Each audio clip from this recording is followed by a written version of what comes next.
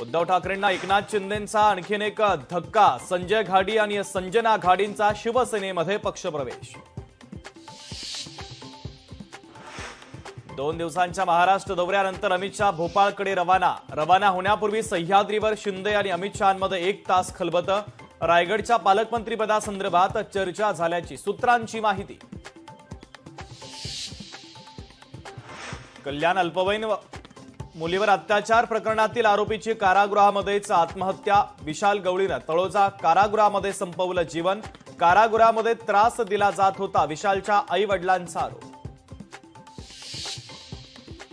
सूर्य आग ओकतोय. चंद्रपूरमध्ये सर्वाधिक 43 अंश सेल्सिअस तापमानाची नोंद, तर उन्हाचा तडाखा वाढण्याचा हवामान विभागाचा अंदाज. गरज असेल तरच दुपारी घराबाहेर पडा, प्रशासनाचं नागरिकांना आवाहन.